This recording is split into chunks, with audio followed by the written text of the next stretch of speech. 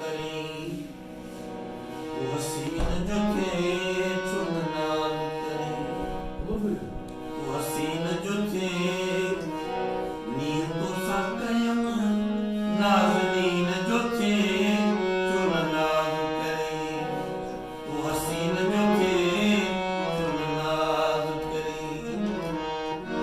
न कि अर्श टिके न कि फर्श